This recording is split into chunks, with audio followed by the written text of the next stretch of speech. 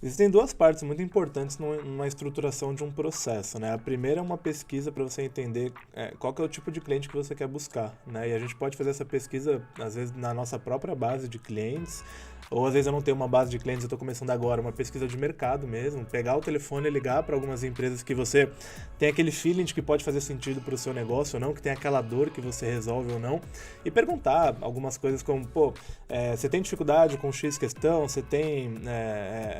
qual que é a facilidade que você tem com alguma questão, para você entender se aquele segmento, aquele mercado de fato sofre com o que você resolve.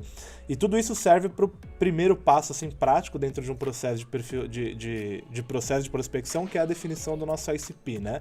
ICP é Ideal Customer Profile, mas aqui no português a gente fala como perfil ideal do cliente, PIC, perfil de cliente ideal, mas basicamente é o primeiro passo, assim, depois da pesquisa, né? O primeiro passo prático para que você comece a estruturar um processo de prospecção. Eu sempre brinco que o perfil ideal de cliente é como se fosse a planta de um prédio, né? Você não começa construindo um prédio colocando tijolo ou fazendo a fundação do lugar, né? Colocando cimento. Você começa a construção de um prédio primeiro sentado numa mesa fazendo uma planta, né? Um blueprint ali da construção do prédio. Boa. Então, se você... E essa planta, ela vai ser usada durante toda a criação do prédio. Então, ela é o mapa do tesouro, basicamente. Então... O ICP, né, o Ideal Customer Profile, ele é como se fosse a planta do seu processo de prospecção.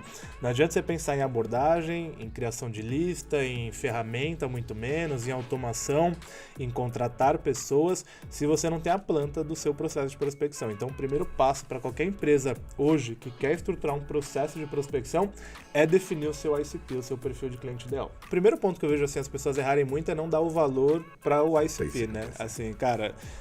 Não colocar tempo, né? Energia, foco naquilo. Né? Se eu fosse separar em representatividade, o ICP para mim representa 50% de sucesso de um processo de prospecção.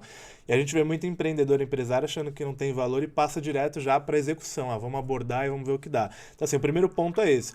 O segundo ponto é a falta de foco, né? A gente fala muito do pato, que nada anda e voa e não faz nada direito. E o empresário, ele tem muita cabeça ainda de que se eu tiver um foco num segmento, ou num produto ou um serviço que eu tenho, eu estou perdendo um monte de outras coisas. Mas na verdade não.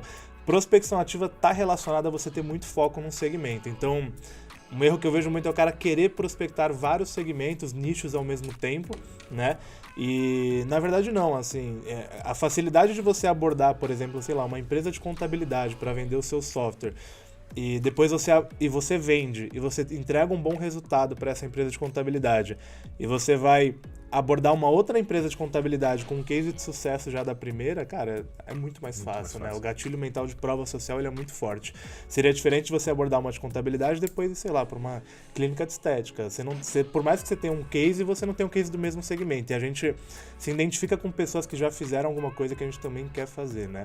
Então, se o meu concorrente já usa o seu produto ou o seu serviço e dá certo, por que eu não vou usar? Então, eu vejo muito o lance de não dá valor para o ICP, quando começa a pensar em ICP, em perfil ideal de cliente, quer prospectar um monte de segmento ao mesmo tempo e perde um dos principais gatilhos que a gente tem, que é a prova social.